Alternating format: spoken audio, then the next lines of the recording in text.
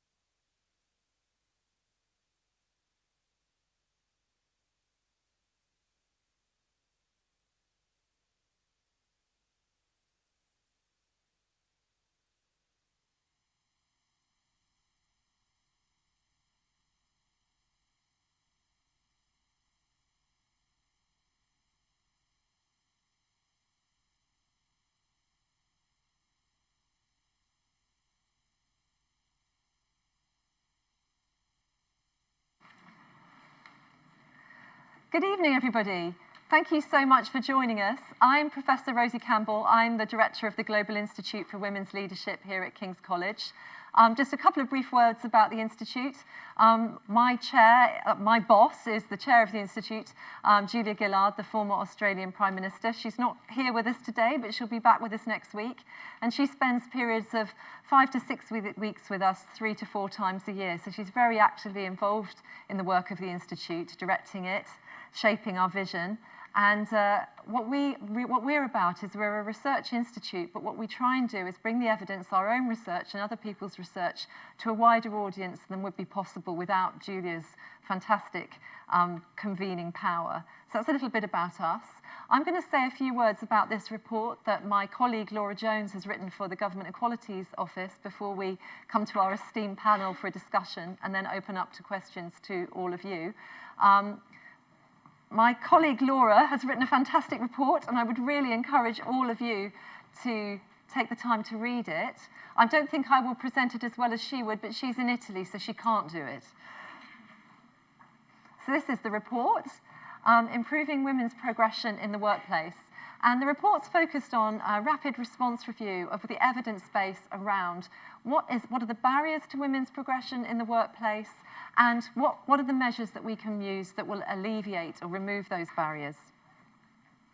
So to start with, we know, and I'm sure everyone in this room who's turned out on quite a miserable November evening, you're all aware that there is a problem across the world in terms of women's underrepresentation in positions of power and responsibility. But even more than that, not only the progress isn't inevitable. I'm wondering if I can sneak out from behind this horrible table. I think I can. Progress isn't inevitable. In fact, in some places, it's flatlining, or it's even sometimes going backwards. So one of the things we're really interested in, we know that there's a huge amount of work going into trying to promote women into leadership positions, but we're not getting anywhere anything like as fast as we would like. And so what we're really committed to is doing cutting-edge research to find out what works so we can accelerate this pace of change and not end up with fatigue. Because one of the dangers we think that we might face is if year after year, for example, the gender pay gap figures don't move, will actually employers start to move on and think this is too difficult to tackle. So we really need to focus on what works. And here at the Global Institute for Women's Leadership, we take a holistic perspective to the understanding leadership. Leaders have to come from somewhere. We're not just interested in the glass ceiling. We think of the kind of barriers that a woman might face throughout her career as being the glass labyrinth rather than a glass ceiling. That there are actually a myriad of problems that can emerge. Not every woman experiences them or all of them, but throughout a career at different stages. And we really want to eliminate those so that women can move from junior ranks up into the senior ranks across the board. So the gender pay gap in the UK, well, I'm sure many of you are familiar with this. Since 2018, the Government Equalities Office has introduced gender pay gap reporting. This has been a really important intervention into the debate. Gender pay gap reporting obviously isn't about equal pay. This isn't about investigating whether men and women get paid the same money for doing the same work. This is really looking about gender hierarchies in organisations. And firms that have a huge pay gap have more men in well-paid senior positions and more women in lower-paid, more junior positions. And the GEO is really focused on helping employers to eliminate or reduce that gender pay gap. So what that's explicitly about is getting more women up through the more senior ranks of organisations. And it's part of this work that the GEO commissioned this report. So a lack of progression is a huge part of the story of wage inequalities. Increasingly, when men and women start out in their professional lives, their pay gap is very small or negligible, but it increases throughout the life cycle. And you can see that the gap really grows enormously in size after the birth of first child. And one of the really critical reasons for this is the impact of part-time working. Unfortunately, part-time workers tend not to be promoted, and in fact, there's almost no kind of career progression associated with part-time work at the aggregate level. This is something we're going to talk about more today. And this impact is particularly large on highly educated women, partly because they enter into the kinds of professions and careers where you might expect them to seek really considerable pay progression and promotion. But actually, if they move into part-time work, which a considerable proportion of women do, they are very often sidelined and do not promoted at all. So I've mentioned part-time work briefly, but the kind of workplaces that end up with real stagnation in terms of women's progression are often those where there's no transparency around how promotions are actually, how they are conducted. If you have more transparent processes, they tend to be fairer processes. And this isn't necessarily about consciously giving men the juicy roles. This is very often much more of a process of social cloning, looking at who the leaders are, and perhaps sponsors finding someone who reminds them of themselves when they were younger, for example, or informal networks and playing a really important role. And in those kind of environments, in those very male-dominated environments, without transparency in promotion, men tend to do much better. We can move from that to very male-dominated workplaces that are actually much more hostile. So there can be a kind of a more benign approach, that are more kind of benign barriers to women's progression. And then there are actually those that we're all too familiar with in the current post-Me Too era, where there are actually really very hostile environments to women. Sometimes that can be simply about microaggressions, micro-behaviours, right up to full-blown sexual harassment and bullying. But overall, women are disadvantaged where progression is linked to overwork, unpredictable demands, and presenteeism. And the report shows really clearly how part-time work, or even using flexible working patterns, can, in some workplaces, really be a hindrance to career progression. So to make the distinction, part-time work is reduced hours. Flexible work might be having a core hours policy. It might be working from home sometimes, might be switching your hours. But if you work in a workplace where people who use those kind of facilities are seen to be on what's called the mummy track, are seen to be, have chosen to opt out of being really ambitious, then the individuals who take those flexible options, although it allows them to stay in the labour market, so it means that there are fewer women exiting the labour market entirely and maintaining more of their economic independence, they don't get the career progression that colleagues who don't make use of those flexible options do. And this is sometimes more about signalling what it is to be an employer in a workplace than it is actually about the work that needs to be done. Now, that does depend on the environment, that depends on the pressures of those environments, but sometimes there are other more logical ways of doing the work, but there's a sort of initiation. I think, maybe we've changed a little bit in this regard, but if you think about how junior doctors in the UK used to, and to some extent still, are initiated into kind of doing these massively long, used to be 72-hour shifts. Well, I know for sure I don't want to see any kind of doctor who's been on shift for 72 hours unless there's been a national emergency and there is absolutely no choice. Because we know from the research that people make bad decisions when they have not had enough sleep. But actually, that was the whole culture. Earn your stripes by demonstrating that you can get through this incredibly difficult experience, and which is not associated with positive outcomes in terms of the health of patients.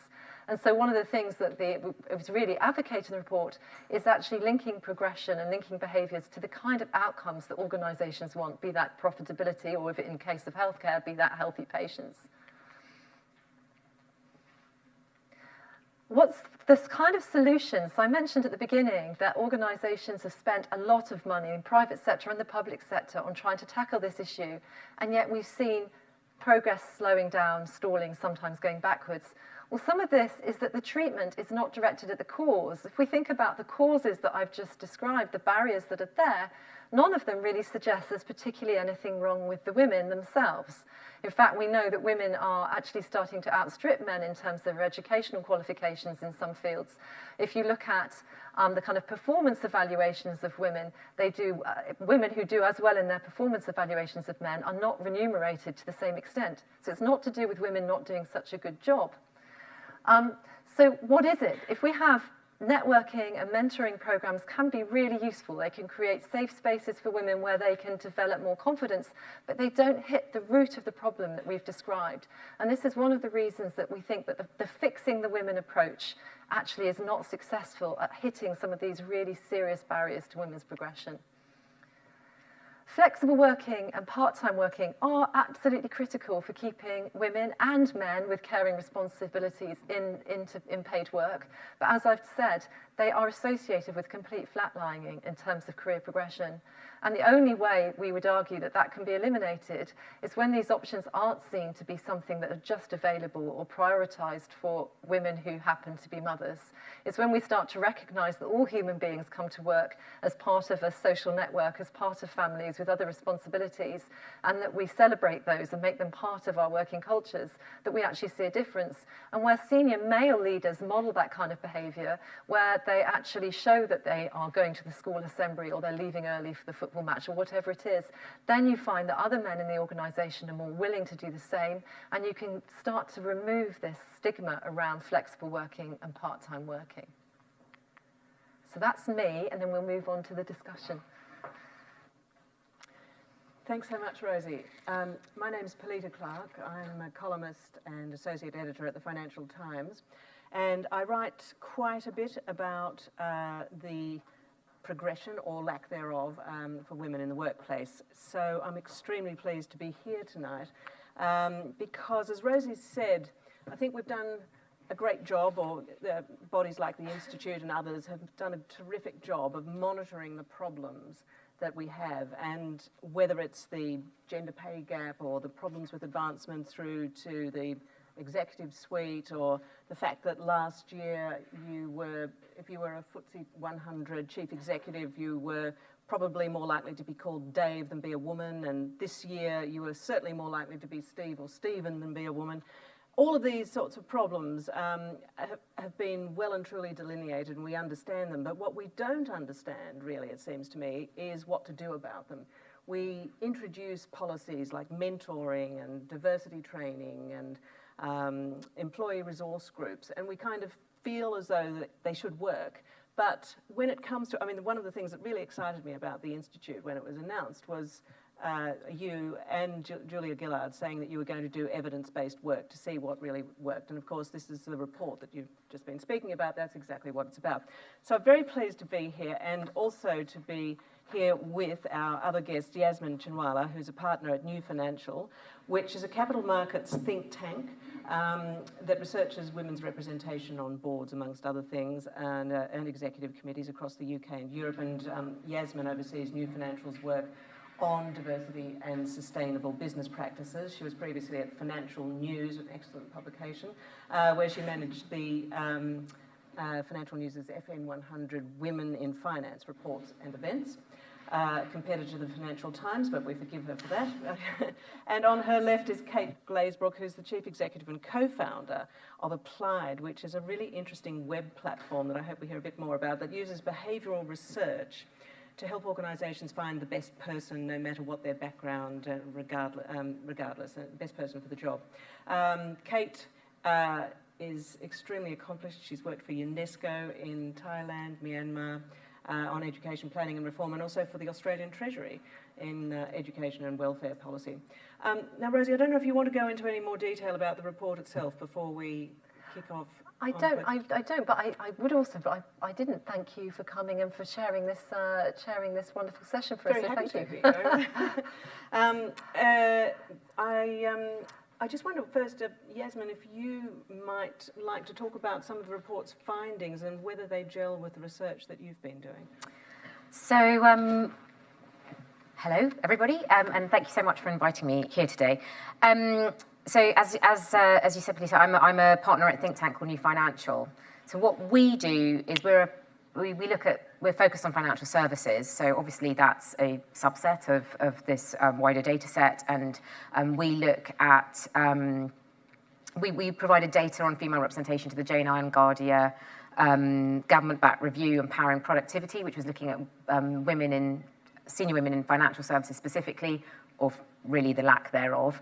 And then we also work with Treasury on the Women in Finance Charter, which is a voluntary initiative run by the Treasury, but it basically is encouraging, but effectively strong-arming the financial services industry, particularly regulated firms, to sign up to this charter. And there's various tenets to that charter.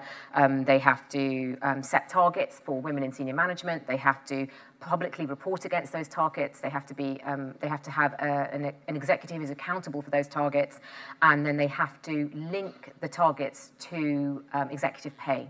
So it's quite tight, and the whole point of that is to turn this issue around lack of female representation into a business issue. So the reason I've bored on about the Charter is because we monitor the progress of signatories to the Charter. So we see a huge amount of data flow. In fact, I'm knee-deep in that analysis right now. So the data set that I look at and focus on really is slightly different. It's sector-specific, but we absolutely see exactly the same discussions, the same barriers, the same proposed solutions, and the same lack of progress. So this is, it's not unique to any one sector, though every sector loves to think that it's unique and special. It's not. In terms of sort of what's chiming with me from the findings, when you said, Rosie, sectors that where unpredictable demands, presenteeism, and actually can't read my own handwriting. Overwork, does that say overwork? Are common. That's where you tend to get low female representation. Ta-da, description of financial services. So I also should make it very clear that, so my focus is, it's an elite profession. So, you know, I'm not talking about I don't focus at all on women in low paid work, which is a very different ball game and a very, very critical one. But it's not my area of expertise at all. What we are focusing on right now, and we're about to launch a paper series, what we're calling our Radical Actions Thought Paper Series. So we've seen all this activity, there's all this busyness, it's tinkering at the edges, as you said, it's focusing, it's maintaining the legacy system, and it's not pushing the step change to a new equilibrium. So what we're talking about in the Radical Actions, and we keep hearing this, and I'm sure this is very familiar to you, maybe familiar to people in the room, so where there are heads of D&I saying, I've pulled every lever I can pull, tell me what else I can do. Or senior execs saying, we've got diversity fatigue. So, okay, we're trying to strategize around what can you do?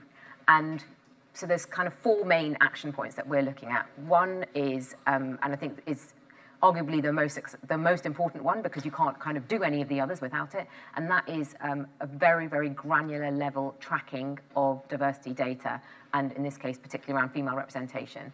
And that is, and we're seeing a shift where companies are beginning to do that, and it needs to be, I'll go into more detail about that maybe as the discussion moves on, but the main shift that we're seeing around the kind of data that they're tracking is, rather than the static demographic data, it's a shift to life cycle type data. So it's tracking the life cycle of the employee through the organization. And some of that's historical, so looking back at, okay, look at this group of MDs, how did they get here? But it's also, okay, who's eligible to be an MD?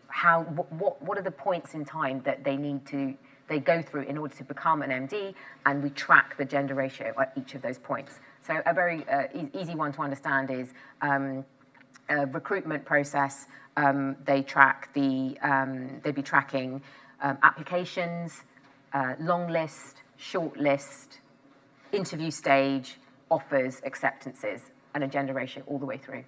And when you have that level of granularity, it allows you to, for example, implement a proportionality principle. There's an assumption that happens. It doesn't happen. And it's that kind of thinking, really, really granular. So that's the sort of most important one for me, really, is the data. Another part of this is, we've called it the evolving role of the D&I function, the diversity and inclusion function, but it's really around what else can this function do. Some firms, some of the big banks, and I'm sure you're very aware of this piece at FT, they've had a head of D&I for 20 years, and they've done diddly. Now, why is that? Is it that these people are utterly hopeless at their jobs? I don't think so. I don't think that's fair. And they're very, they're nice people, they care, they want to make a change.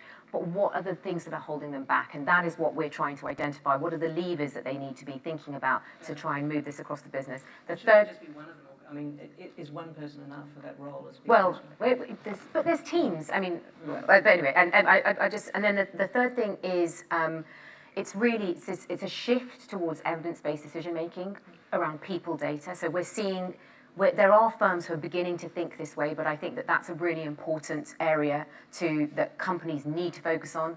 And especially in the financial services context, I mean, I suppose in a business context in general, we're used to talking about data and numbers, so it should apply, and it doesn't make sense to not look at that. And then the other one, is, the final one is, I hate to say it, but it's updating and expanding the business case. There is this discussion around the business case. Prove to me, okay, I'm the CEO, prove to me that by increasing female representation in senior management, it is going to improve my bottom line. We have got to get past that discussion because we can't prove it. We have no empirical evidence that the current situation we're in is optimal. We can't, but unless there is a planet that mirrors ours that has been dominated by women for 500 years, we cannot produce this data set. So can we move on from this discussion? And it is a false discussion. I'm not an academic, you're an academic. It's a false starting point. So how do we update, expand this discussion? How does this speak to an individual firm? How do we broaden the understanding of how diversity drives innovation and interacts with risk and bringing it alive and using the data to measure the impact of D&I interventions? So, sorry, I might have overrun my 5 minutes, I apologise. No, but that's basically where the direction that we're moving in, and I think it tallies very closely with Rosie and Laura's work. Very interesting, and some terrific points that I'd like to touch on very soon when we further on the discussion. But first of all, Kate, I wonder if you could tell us how this research gels with your work, and in particular, I think the points that Rosie made about social cloning seem to probably be ones that might be relevant to your work, but tell us what you made of the report. Well, I mean, it's depressing, right?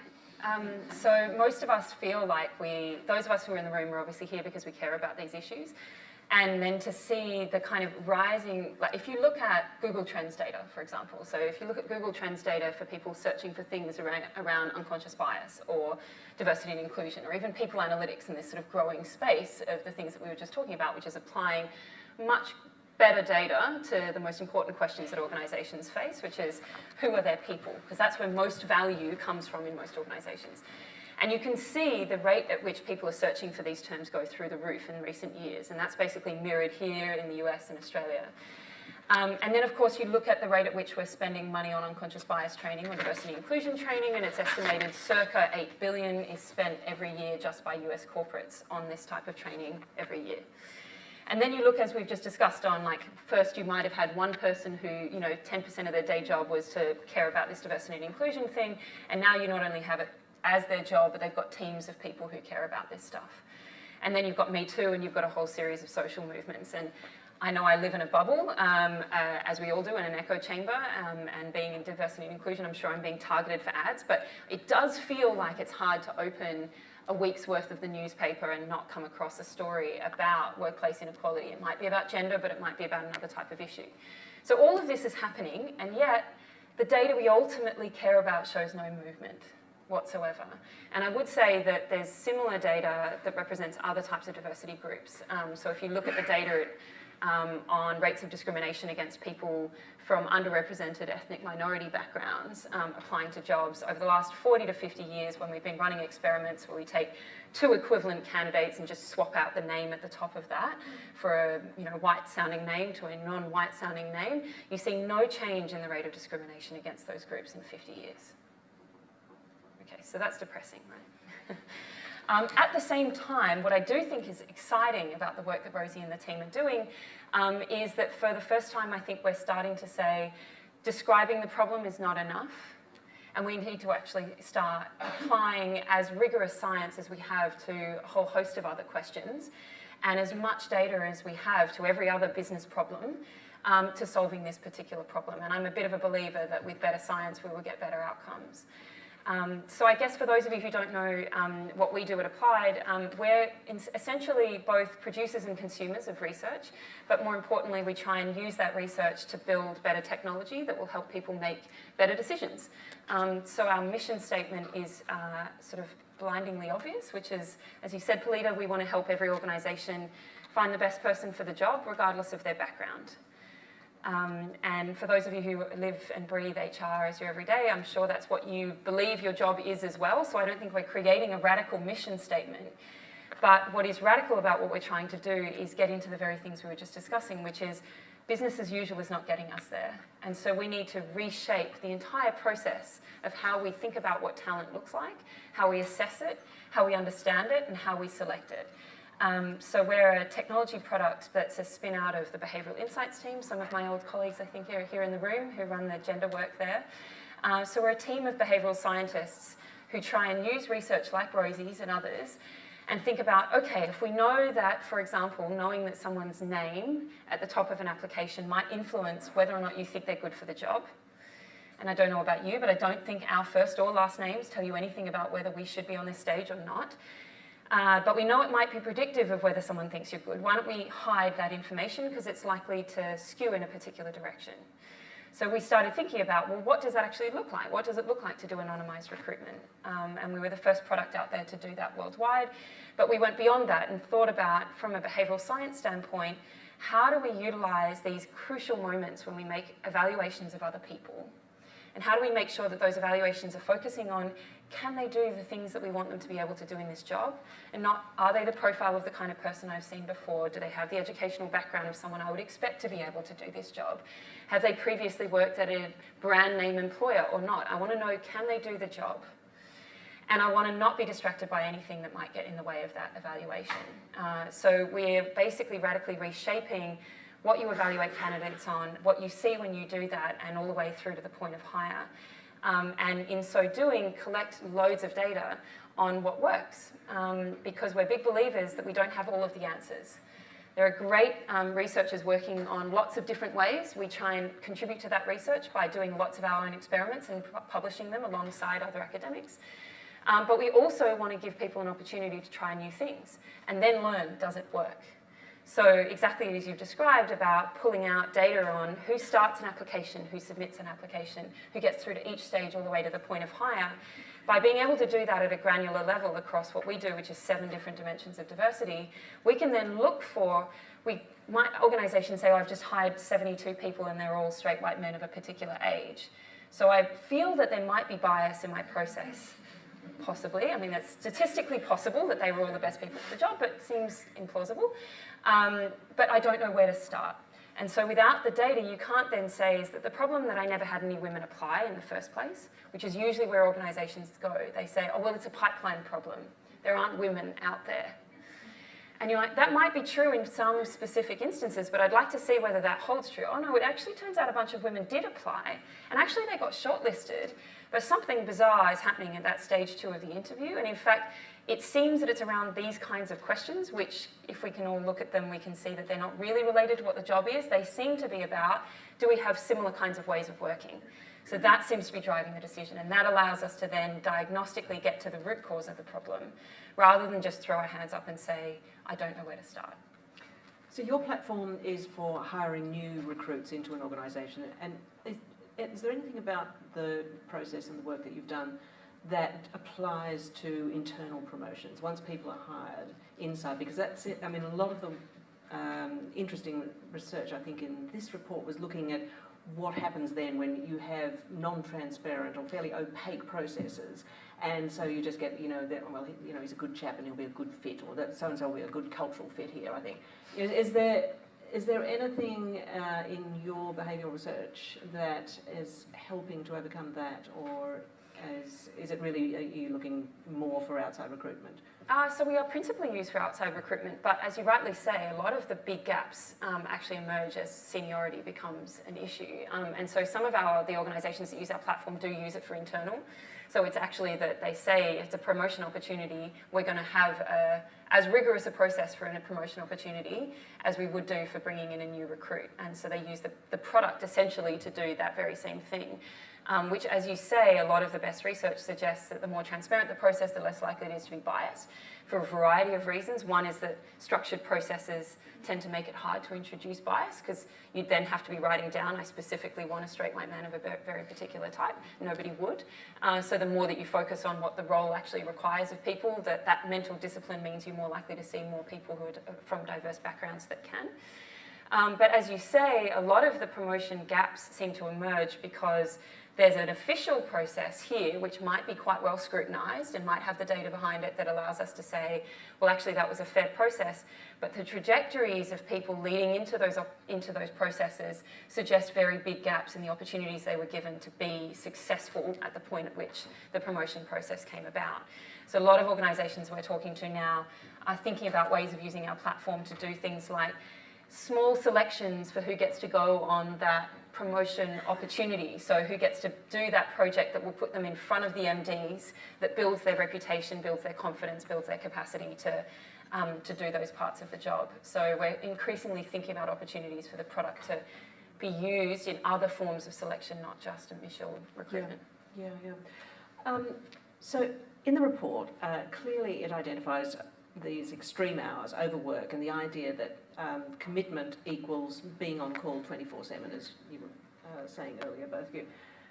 When it comes to actually changing a culture, a workplace culture, and overcoming this problem, which is obviously a barrier for female advancement, how do you actually go about doing that? Because, you know, if I were to suggest to people at the FT that we advertise every job as part-time, I can imagine the response would not be overwhelmingly positive. Yeah. And I think probably a lot of people work for organisations that would have the same sorts of culture. How do you actually go about changing that? Well, I mean, there are different kinds of jobs. I mean, you can have, I was meeting with a colleague today who talked about the difference if you're working in the tax part of an organisation and if you're dealing with the bit that makes the really huge deals. And if you've got really huge deals, there are timelines, etc. And I think your kind of industry, journalism, it's as if there's a big deal, at least at the moment, every day. So I don't think we can ignore those variations, but I do think that you have to think about how much of this overwork, as it's called in the literature, is about need and how much is it about being seen to be physically present, and decoupling those things. Because when there really is an urgency, you know, when an election's been announced and so on, then you're doing it for work reasons. If it becomes institutionalised into the culture, if you're ever seen to leave at 4, then actually it becomes very damaging for the whole organisation, because we know about not just the effects on people who have work-life balance, family issues, just the mental health aspects of having an always-on culture. For, you know, cultures where I talked about the junior doctor example, but in some elements of legal work, where it's valorised to be up all night. Well, we know that human brains don't work very well when they're up all night. So I think there is a balance to be had in that discussion, and a culture that valorises it for its own sake. It really should be a question of good leaders saying, you know what, you worked really late for that deadline last night, you all need to get some sleep, get some healthy food and get some rest, and we need to acknowledge the physical needs of staff. And I think where that happens, you do start to see change happen. I think that cultures that start to think about well-being in the round can start to tackle these issues. Yeah. Yasmin, what do you think? Have you seen any examples in financial services where managers have... fairly constant state of overwork, I think is a fair assessment, especially at the junior level. What we're proposing so again, this is a pretty radical action, but our focus, our work is not around trying to talk about what can we sort of try and influence government to do in societal change, and we're saying, okay, that's the stuff over there that is not within your power. What can industry do and you as a firm do? And what we are beginning to see some signs of, and I feel like there is willing, is to challenge the assumptions around client expectations. So there's this expectation that, yes, we have to have a 2-hour turnaround on an email or a 24-hour turnaround on a client request, whatever it is. But actually, does it need to be that way? And how do we re-inject time into process? So, which is a lot of what goes on through the recruitment work that you're doing. It's trying to inject rigor and time back into the process where it's been removed for various reasons, the pace of life, technology, etc. We've just got used to that, and it's become, we've just accepted it, and it's become how we live. But how can we actively do that? And so we did a big piece of work called Diversity from an Investor's Perspective, which was trying to understand I'm a capital markets think tank, so where the money comes into the system is the pension funds. It's the big asset owners at the end of the chain. So how did they approach diversity and inclusion? Why is it important to them to try and understand they are the client, they're the end client, so trying to get the financial intermediaries to think, this is important to your clients, and therefore you need to take that on board. There is a discussion happening where there are some companies who are saying, actually, so for example, a very specific example within asset management, where there are investors, there are pension schemes, there are asset owners saying to their investment managers, we want you to be more diverse. We want a diverse team running our money. We want to have a discussion with you about what that will look like, because we're going to be investing with you for 10 years, 20 years. And actually, when that door is opened to having that discussion, then the asset manager can then push back, have a conversation with them around, okay, do we need to do face-to-face client meetings, and how often? How can we make this, how can we have conversations that can help us as a firm deliver your expectation of us having a more diverse team? And that is a level of maturity that isn't quite there, but I think that we are seeing there are pockets of this happening. I'll give you specific examples. The Joseph Rowntree Foundation did a piece of work 2 years ago with their asset managers. That they had with their six managers at the time. And really, really interesting piece of work where they sat down with them and said, we want you to increase the diversity of the people running our money. How can we do that? Let's set some targets together.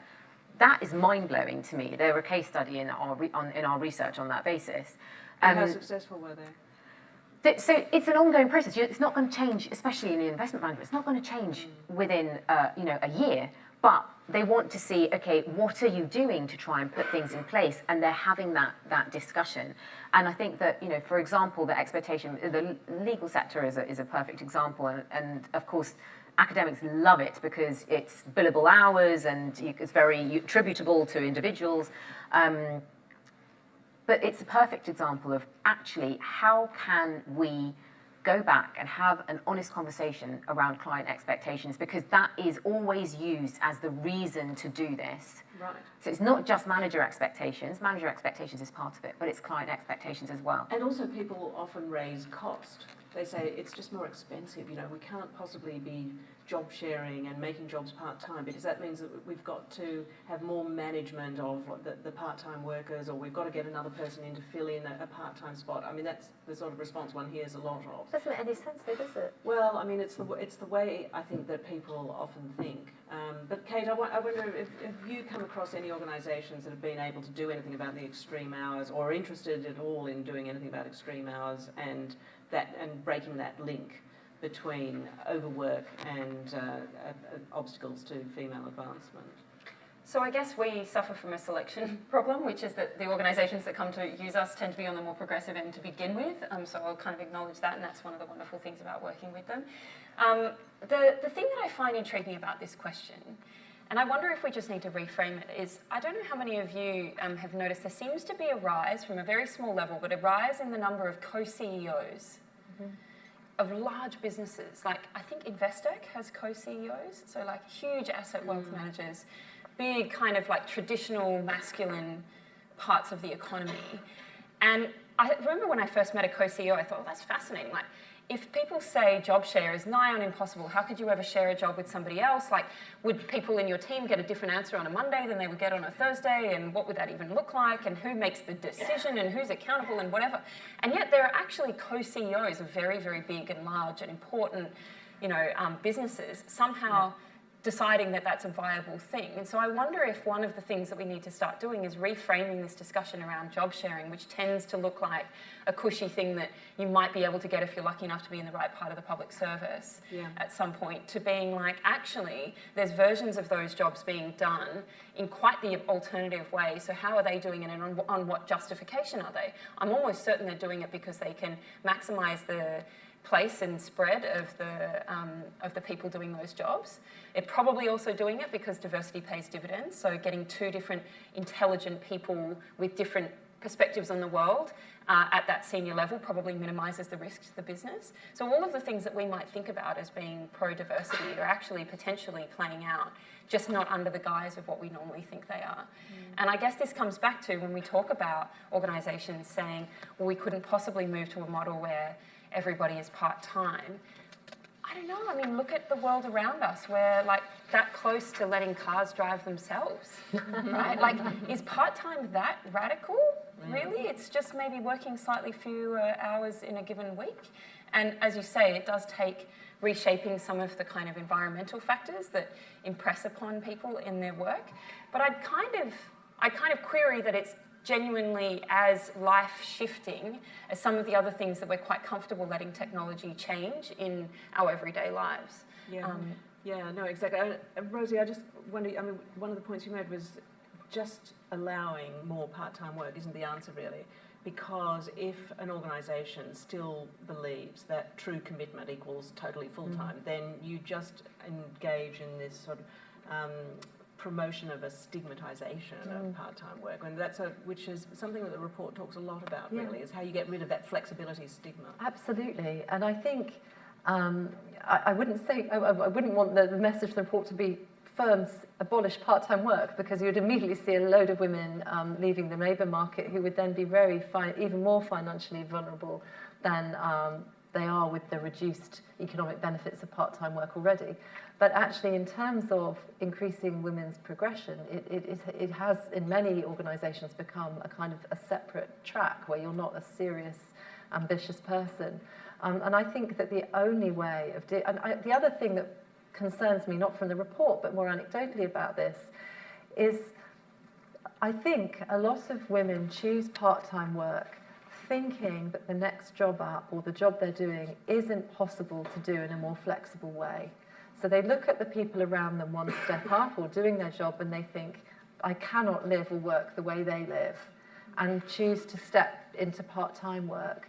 And actually, if we were much cleverer about thinking about what are the outcomes of this job, what are the objectives, when, how, and where do they need to be done, then actually many more of these jobs that are described as part-time could probably be done flexibly. And that would have enormous economic benefits for women, because they wouldn't have to cut to their pensions. It would mean that they were, not that you shouldn't be able to get promoted when you're part-time, but it would help alleviate some of that. So I think there is a real danger in focusing on part-time work. The other issue is the point in a main carer's life where part-time work is essential is potentially quite small. And women are often making a decision to make a really radical change to their earning potential of themselves and their families for what is quite a small period of time. So that is the other real danger, rather than moving to a flexible model. Yeah. Just before we opened up to questions, Yasmin, you said that you thought we needed to rethink the argument about making the business case for diversity, and it was a false debate. And I've just spent quite a bit of time reading various McKinsey reports, and I'm sure you know Dame Vivian Hunt is a huge proponent of the business case for diversity, as are many others. And I'm just intrigued to know why you think we have to move away from that. Look, the McKinsey is kind of the gold standard that everybody refers to. The McKinsey and the Credit Suisse. They have their place. They are important. I'm not saying that we should ignore them or that we think that they're nonsense. That is not my point. My point is that when we talk about the business case, it has got to be more than that. It's got to be so much more than that. I was at a gender progression conference at the ECB. That sounds really, really fancy. It wasn't, and I never get invited to anything really fancy, I promise. But it was quite interesting because the whole thing was about gender progression. And it was academics talking about they were presenting their pieces on gender progression, mainly in economics, so it was very, very academic. And one of the pieces was looking at some data, and that there were some huge data set out of Australia, really interesting, and they were talking about how they were trying to use this data, and they were also linking this narrative reporting data set with performance data sets, so to measure the impact of particular interventions and whether that's correlated with performance. And what was so interesting was that the discussant, the academic discussant who was challenging the academic presenting said, I am not happy with this bit of your discussion. We should not be talking about business case, and it just made me smile. And I think, yes, other people feel this too, because I think that if it's so focused on the business case, when they're I think that the question is, if it's not proven, if there isn't an increase, are we saying, no, I'm never hiring another woman,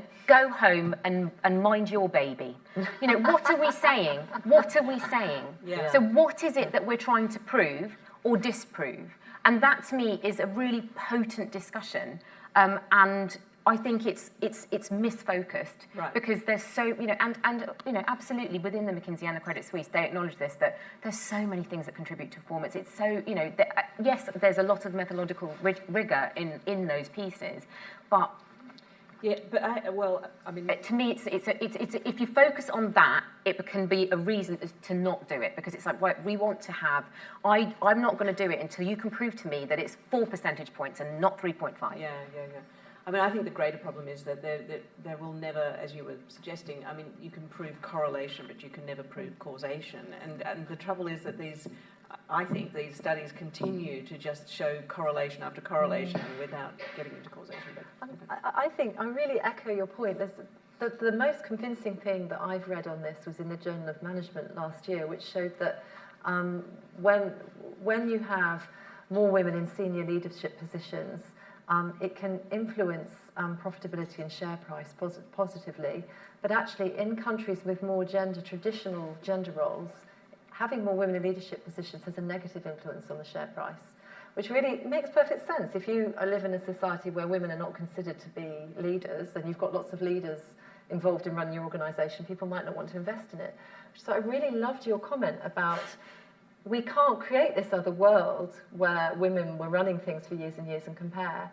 And so the way we like to think about it, at least the way we're trying to think about the business case, is thinking about Caroline Credo-Perez's work around, 17% more women dying in car crashes than men. I mean, there are myriad ways we can see that products and services are designed in a way that don't meet half the population. We can't necessarily put a number on that, but it's absolutely enormous. And that's a much more interesting way of thinking of the business case than these 1 or 2 percentage differences. You're looking at one of those products right Yeah, now. can't wear it. Anybody who's spoken anywhere knows that these things are designed by men for men. And I'm feeling ever so slightly shivery. I don't know why. I'm always cold, but that's because the air cooling systems in buildings are designed for men. Right. They're designed for men of a certain right. size, weight, metabolism. Yeah. The thing about the business case, though, is we are getting better at the causal thing, but only within lab studies, and we're breaking down the problem, not at the level of like, do you need to have 22 or 27% of your board members be female, but you're getting down to the level of why is it that we think diversity actually pays dividends. Getting beyond demography necessarily, just to saying why is it that having multiple people with different perspectives on the same problem is valuable. And I think some of the most interesting research on that gets down to like the specifics of why it's relevant, and that's where I think it is actually powerful from a business standpoint. So like there's an interesting study that seems to show that the more diverse the jury you have, the more likely it is that they accurately remember the facts of the case. And that's interesting, right? That's suggestive that we tend to work harder. We are working harder in environments where we know we're not like every other single human there, and we're not likely to come to the same conclusions. And so we don't kind of rely on other people to do the hard work for us. So that's like, that to me is where it starts to become valuable, because you can then start picking apart. Yes, that will be correlated with gender, but that will also be correlated with lots of other different people with different life experience. Yeah. And what we really ought to be talking about is that we don't want organisations of any stripe either building the next form of speaker aids, or building autonomous cars, or running banks, or whatever the case may be, where everybody thinks the same way because there's risk associated with that. Yeah, yeah. questions from the floor. Does anybody have a question they'd like to put to? Yes, yes, excellent. I think we've got some microphones coming around. Put my glasses on, I can see. Yes. Hi, my name is Jane and I work for a small charity called Working Families. One of the things that I'm really interested in what you're saying here is that you are still, I hear you saying, we still need to fix the women. It is the women who are having the children, therefore as a society we need to make sure that they can have the children and continue to look after the children and be financially self-sufficient. And I have a real problem with that. Surely the big thing that we need to be doing from a societal perspective is to look at parents, however gendered they are within their relationships, and say that actually it's parents who need to be spending time with children if they're choosing to have children. And that flexible working is kind of over the 24/7 always on culture that you're talking about is something that impacts on everybody. I mean, having said all of that, of course I am a feminist, I have tattooed on my forehead, and absolutely everybody knows that the world is the way it is. But I do think that it's one of the things that we do need to acknowledge. And one tiny point to your point about additional HR resources, I have a team of people working with me. Everybody works either part-time, job share, or flexibly. And it absolutely costs more in HR time. That is simply a fact. But the benefit outweighs the cost 10 times. In terms of increased productivity, you think, or? In terms of increased productivity, in terms of different ways of looking at things, in terms of the actual value that you get from different people discussing things and thinking of, it's just so much more creative in terms of problem solving. Yeah. I think But so. I think it helps in business if you say, yes, it costs more in terms of HR time, but don't look at that, look at what you get instead. Yeah, yeah. So that is a very important point. I mean, it's actually the report does make a similar point, which you I made. mean, we couldn't agree more. I think, we're working with the world as we find it, but the real solution to these issues is to understand the point that I made about all human beings having social connections, that we don't arrive in the world in our little autonomous bubble, and that actually as soon as we start thinking about flexibility as something that everyone needs, this stigma can be really challenged. Could we have the microphone down the front? There's a person here, and also just right at the back as well, to complicate things. Thank you. I'm Anna Meadow. I've been working in the flexible work-life balance arena for about 25 years.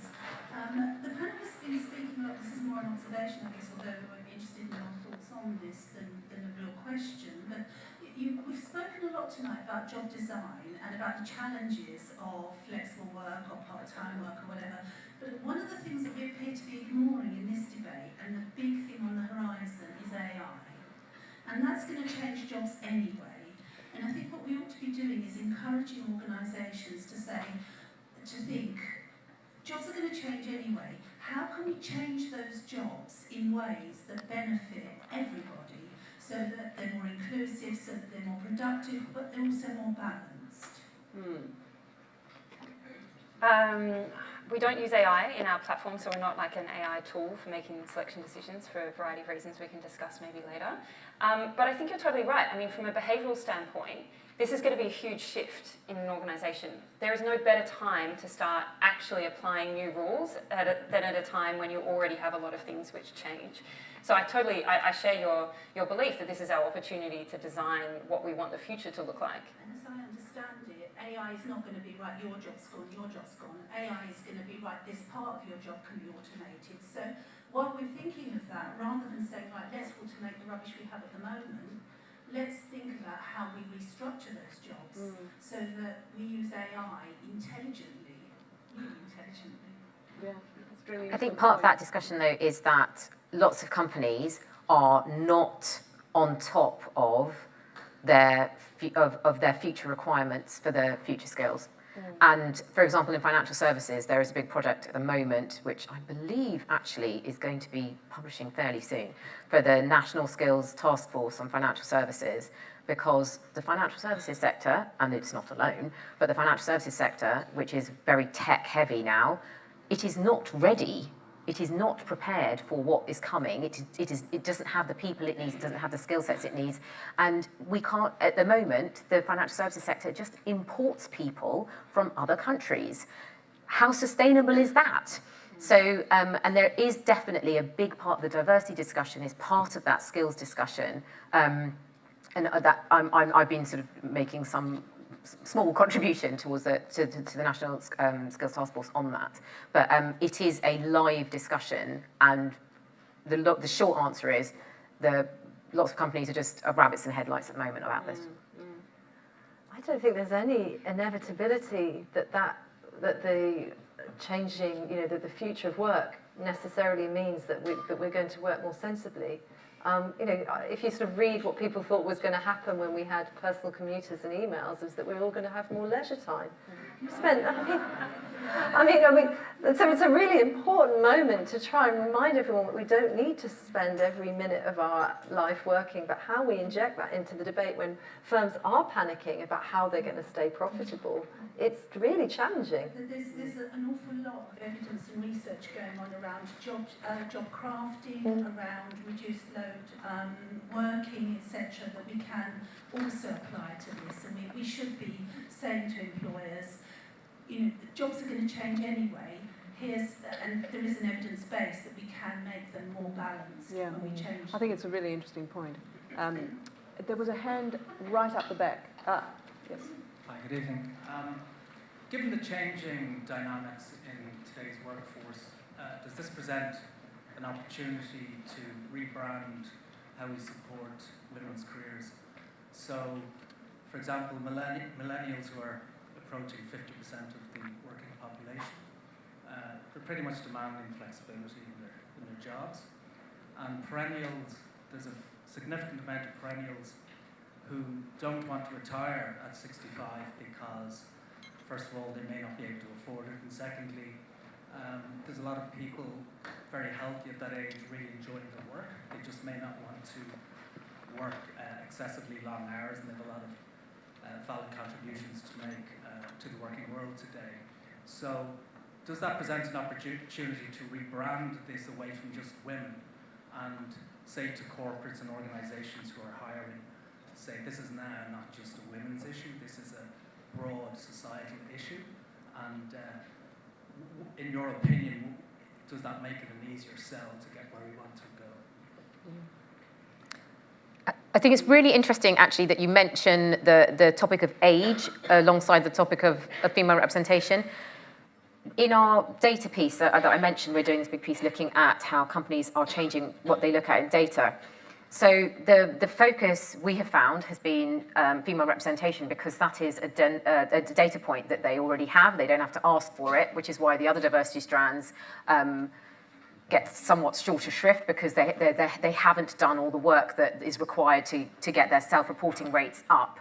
What's really interesting is the second data point that they have full access to is age, but do they use it? No. So it's really, again, it is something, I think we're at a stage where companies are still rabbits in the headlights, and they're trying to understand how they can rethink and re-engage and use people who, use is not works, employ people, get the best out of people who are further, more experienced. But at the moment, I don't see any firms who are actively engaging in that, certainly not in financial services.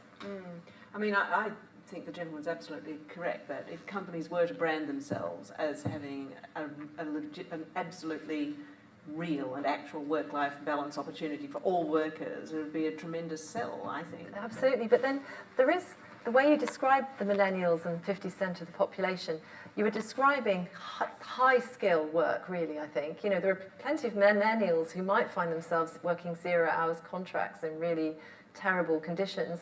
And I think, we're having this conversation inside the UK, and I think to make the argument, people in this room and elsewhere who really thinking about these issues, to make the argument about attracting the best workers internationally, being attractive employers, being great places to work, it also means that the UK needs to focus on having a high-skilled, adaptive employment base that can be recruited from, and being the kind of place that people like that want to work.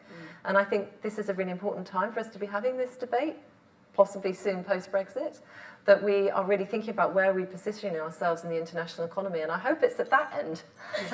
Yeah. I think we've got time for one more question. Oh, maybe we can take. Maybe we can take. Maybe we can take three at once. I believe the woman right at the back had her hand up at the beginning, and then there's someone down who's already got the microphone. So you're next up, and then over there. She said vaguely. So you're first in Richard. Thank you. First off, I'm going to comment that when I lived in Australia, the then equivalent of Chancellor, Treasurer Paul Costello, I think he said something like, oh, parents, go out there and have 3 children, 1 for each parent and 1 for the country, because we need the workforce of the future. So if organisations now are struggling for talent, maybe they really, really should look to see why aren't their employees having 2 or 3 children? Well, But my question is, I run a small micro business, it's an adventure magazine. There's a lot of people out there in the adventure area and in other areas that want to say they want to empower women, inspire women, motivate women, they all have different logos. To my way of thinking, it would be really good if a lot of us came together and collaborated so that we really could achieve something through depth. But whenever I suggest this, people are like, oh no, everybody wants to have their own little empire. And that's fine.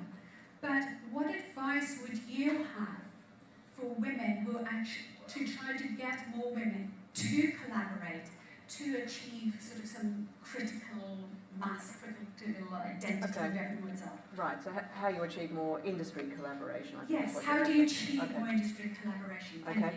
you. Yep. And where is the person up the back there? Yes. Hopefully, there's a microphone. I think way up in the back row there. It's quite difficult to be seen. Hi, my name is Maria. I work for the government, to be specific, HMRC. Obviously, we spoke about different alternatives to support women's career. You've mentioned part-time working. Well, it's good, but we've also not looked into the economic implications, especially if it's a one household income. I think it would be amazing to put emphasis to promote or encourage flexible working system, because that's what I work under. And I think it's the best way to get the best quality work out of your employee. And I think there's also better economic prosperity and a good mental health if an employee, especially a woman, is given that flexibility, especially working from home. Now my question is the private sector looking at adopting more flexible working policies for women? Okay, thank you. And I'll just shout. I'll do it really loudly. okay. One, you go first, and then if you could go first. My name is Ruby Rowe. I work for a Future of Work consultancy.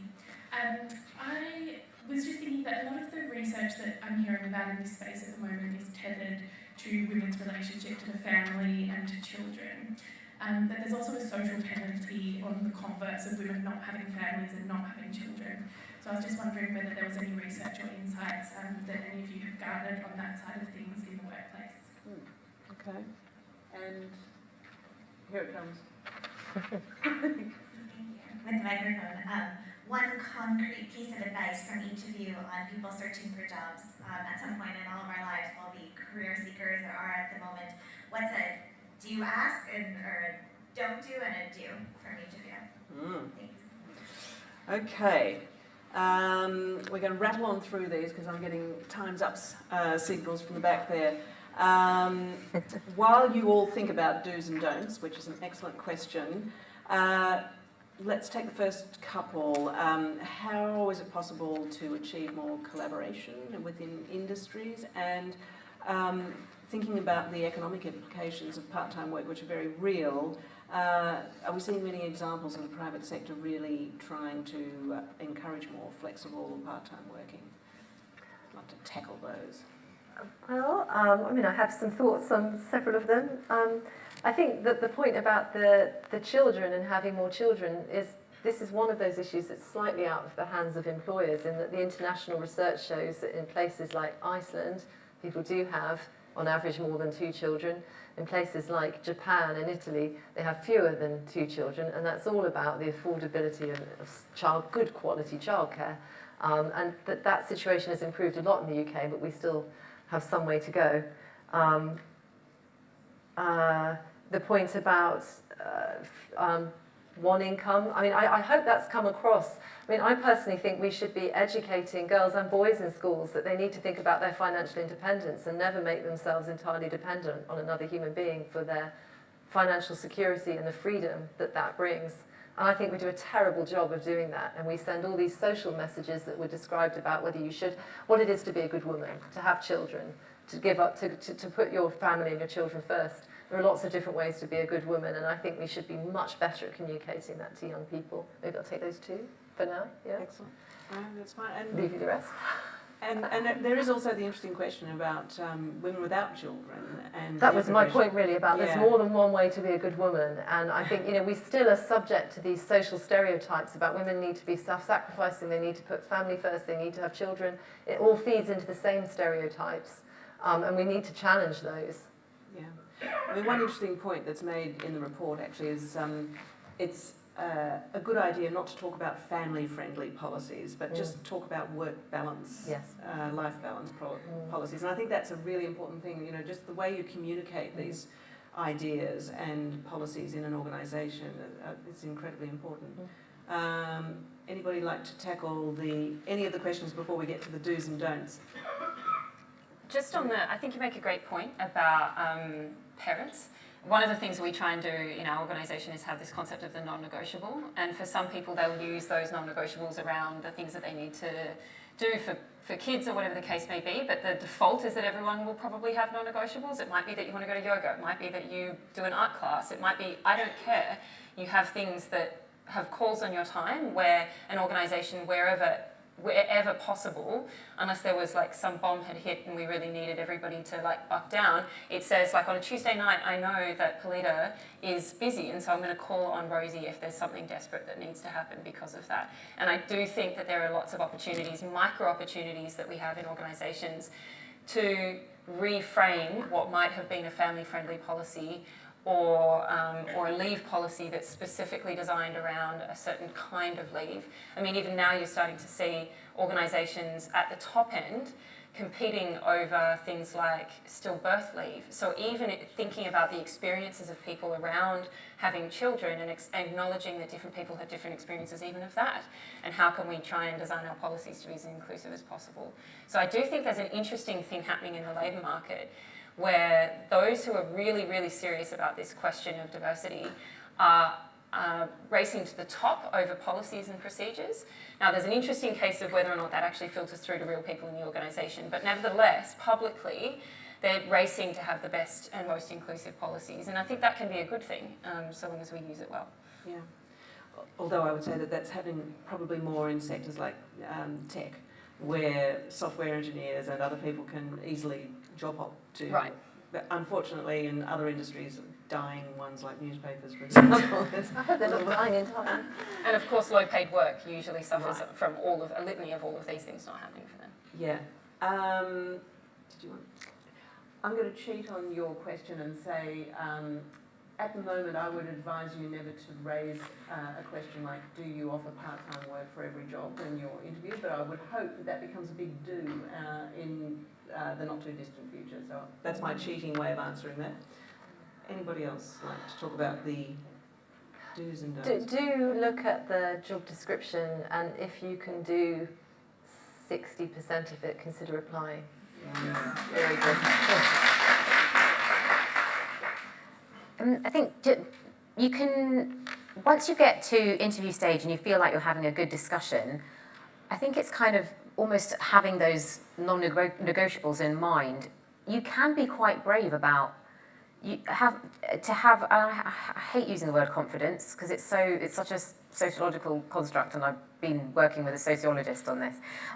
But it's just to say actually what might my options be, because if you're a good candidate, which I assume that you are, then you have to feel that you can have an honest conversation.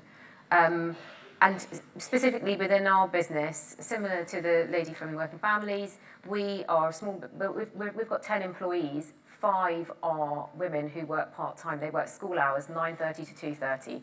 We have such high caliber staff that we couldn't possibly afford at full time. We couldn't afford them.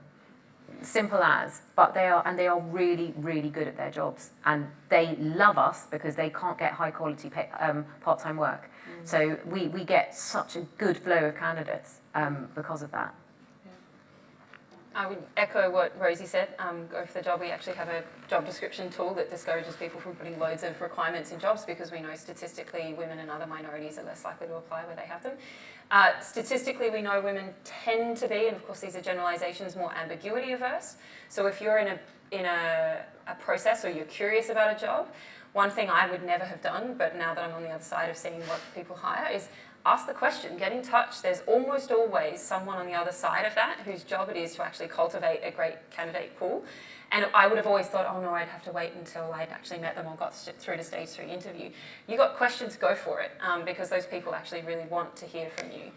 So anything you're not at all clear on, or you want more information on, there is definitely someone who wants to have that conversation with you. So there's no bad questions? No, and I do actually think have really good questions in interviews because it does signal something about your intentionality, and again, good organisations know that they are selling themselves to you as much as you are selling yourself to them. Yeah. I am afraid that we've run out of time, but Rosie, Yasmin, Kate, thank you so much for an incredibly interesting conversation. Thank you, Felicia. Thank you so much.